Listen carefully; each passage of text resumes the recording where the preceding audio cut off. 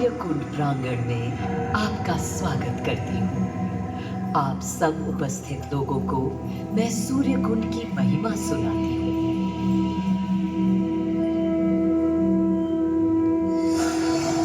भारत की मिट्टी अनेकों दिव्य आत्माओं की जन्मस्थली है, पर आज मैं आपको कथा सुनाऊंगी भगवान विष्णु के उस अवतार की, जिनके अवतरण से मैं पावन हो गई सदा सदा के लिए। माँ कौशल्या की गोद में जन्म लिया मर्यादा पुरुषोत्तम श्री राम ने अधर्म के नाश के लिए, धर्म की विजय के लिए।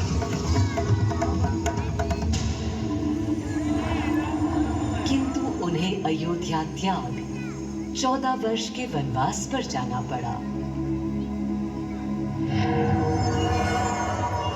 पुनः वो घड़ी आई जब सीता माता के साथ उनका पुनः आगमन अयोध्या में हुआ।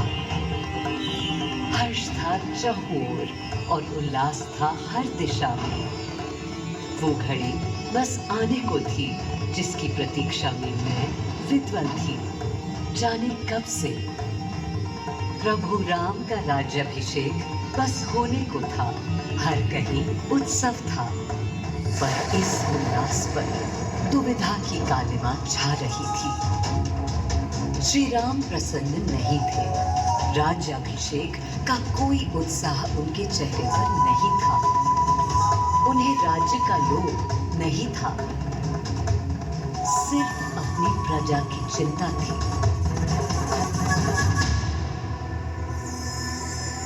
सबके मन में एक ही प्रश्न था, कौन हल कर सकेगा श्री राम की इस दुविधा को, मिटा सकेगा इस अंधकार को? किसके तेज से छट जाएगी ये क्लांति? अरे वही जिसके वंशज हैं श्री राम, जो स्वयं सशरीर धरती पर पधारेंगे श्री राम को राम राज्य समझाने।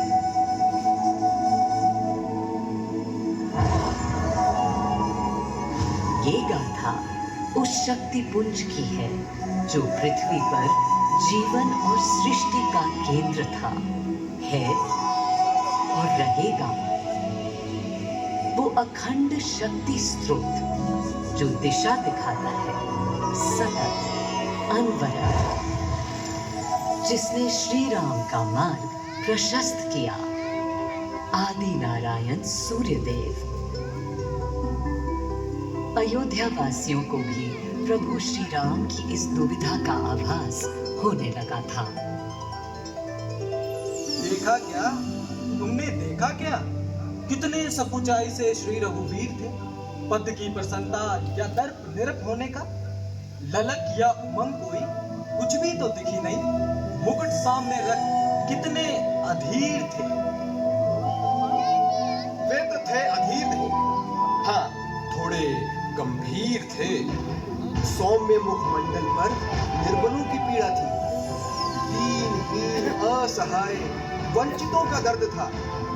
उनके लिए मुकुट अथवा राज सिंहासन वैभव का लोभ नहीं। अब कैसे सुखी दिखे जब तक सुखी सारे लोग नहीं।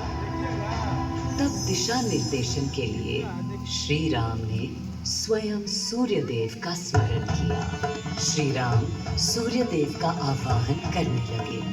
क्लांत मन से उन्होंने अपने पितामह को याद किया। मन असमंजस में था उनका। कर्तव्य की सही दिशा उन्हें सूझ नहीं रही थी। क्या उचित है प्रजा के लिए, उनके लिए, वंश के लिए, धर्म के लिए, शांति के लिए? इसी परामर्श के लिए अंतर्मन से उन्होंने सूर्यदेव को पुकारा।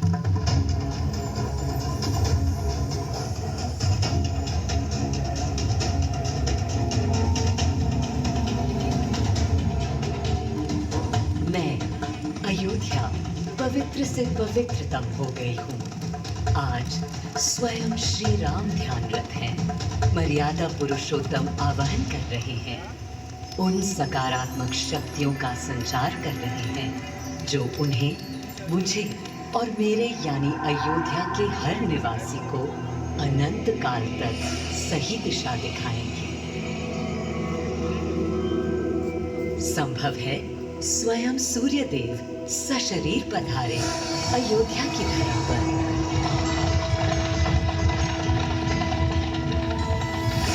और देखो, श्री सूर्यदेव आने को हैं।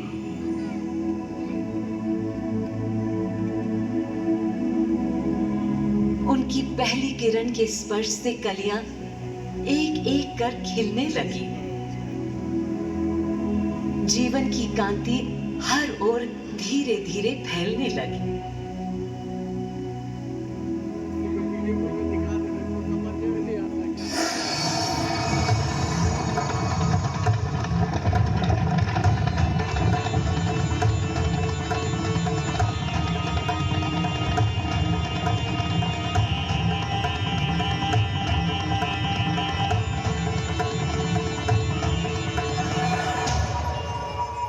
कितना अनोखा दिन है। स्वयं सशरीर अपने अलौकिक स्वरूप में पधारे हैं श्री सूर्यदेव नारायण और उनके अधीर मन के संशय मिटाने को। अधीर है या गंभीर है, मैं जानता हूं क्या उनकी पीड़ है।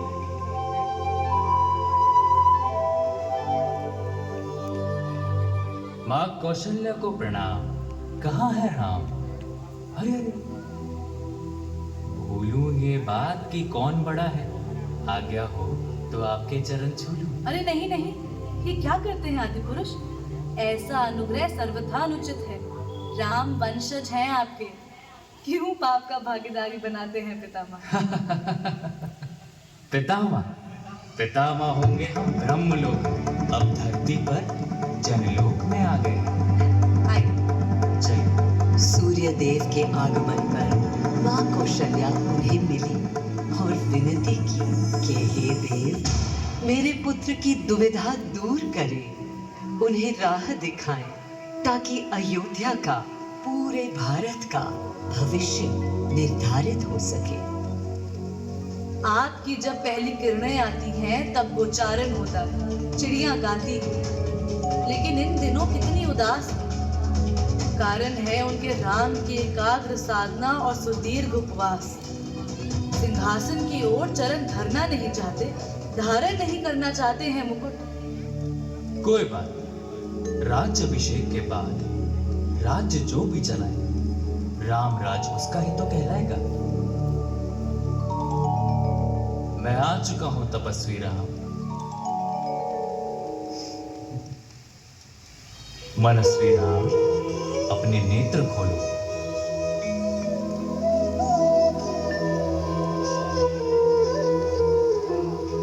प्रणाम पितामह, प्रणाम। प्रणाम मेरे राम, प्रणाम। पितामह, राम राज्य क्या है? राम स्वयं पूछ रहे हैं कि राम राज्य क्या है। पुनर्ता नया प्रश्न है। अभी तो आप कह रहे थे जो भी मैं चलाएगा। कह रहा था कि राम राज्य में राम के लिए भी विधान होंगे। आदिदेव, कुछ अनुमान तो मुझे है, लेकिन अब आप बताइए क्या विधान है?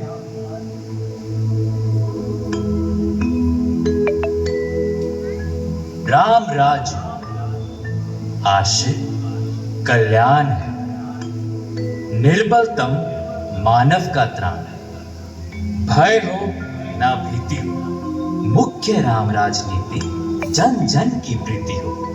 लोक संरक्षण हो, सत का आभास हो, परमानंद प्राप्ति हेतु मंगल उद्भास हो। प्रेम परम तत्व हो, सब में समत्व हो। दैहिक दैविक या भौतिक संतापों की औषधि अचूक राम बाण है। राम राज्य आशय कल्याण है, निर्बलतम मानव का त्राण है।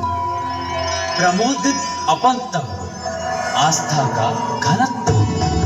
वैभव विशाल, मेघ करे वर्षा और सदा ही सुकाल। दिशाएं सब मस्त हो, जनपद ये स्वस्थ हो। उपद्रव नाही, और ना कोई आतंक हो। कोई नहीं रंग हो, सुख ही सुख निशंक हो। प्रेम योग धर्म मूल्य प्राण है, राम राज आशय कल्याण है। मां कौशल्या, अभी ये मुकुट मात्र सोने का है। मैं इस मुकुट को राम के साथ सदा उपस्थित होने का बना देता हूं।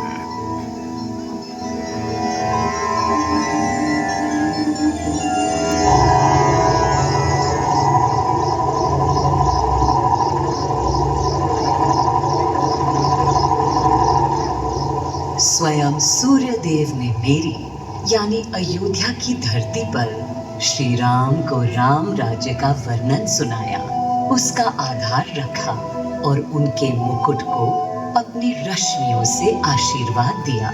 श्री राम के नेतृत्व में हर ओर खुशहाली, प्रेम, शांति और संयम फैला। हर ओर रोशनी, प्रकाश और जीवन का संगीत गूंजने लगा। राम राज्य का पथ दर्शाकर चल दिए सूर्यदेव पुनः अपने लोक, ताकि अनंत काल तक अयोध्या ही नहीं पूरा विश्व उस शक्ति का संचार अनुभव कर सके। हर दिशा खिल उठी श्री राम के राम राज्य से। सूर्यदेव के स्पर्श से पावन हुई मेरी धरा, पर जहां उनका रथ रुका था वहां स्वयं यह कुंड बन गया। समय बदला, मेरा और इस कुंड का स्वरूप भी बदलता गया। स्कंद पुराण के अनुसार यह स्थल घोषार्क तीर्थ के नाम से भी जाना जाता है। जब प्रतापी राजा घोष यहाँ आए और उन्होंने ऋषियों को यहाँ स्नान करते देखा तो स्वयं भी किया, जिसके बाद उनका शरीर दिव्य, निरोगी और अलौकिक हो गया।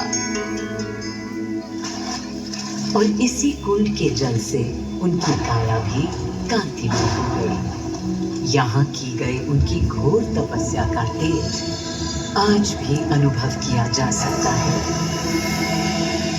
दिन बीते, साल बीते और फिर अनेकों सदियों के बाद राजा दर्शन से यहाँ आए।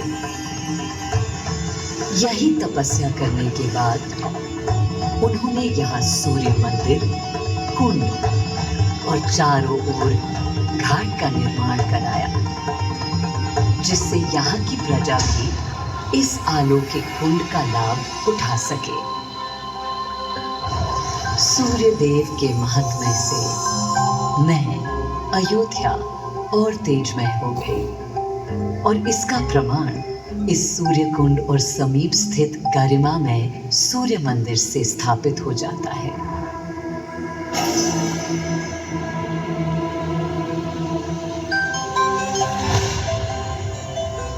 मैं अयोध्या इस हर्ष से भूली नहीं समाती कि मेरी ही धरती पर राम राज्य की आधारशिला रखी गई। आज भी अयोध्या एकता, आस्था और शांति के लिए उदाहरण बनी हुई है।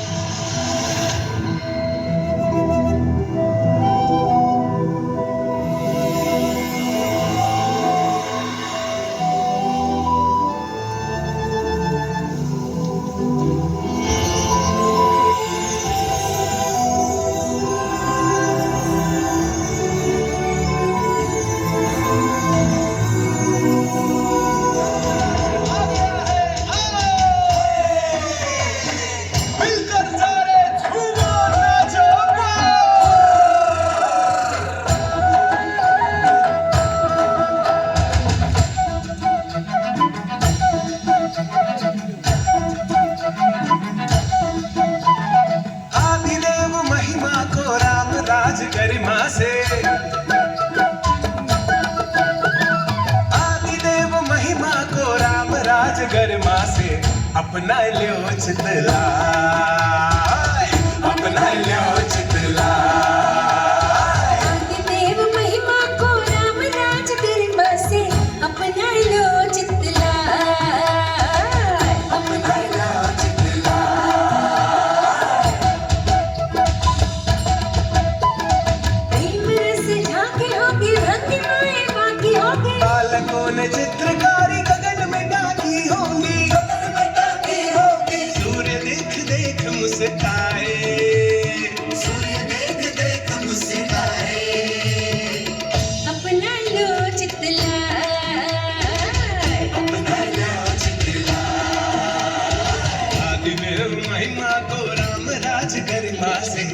अपना लियो चितला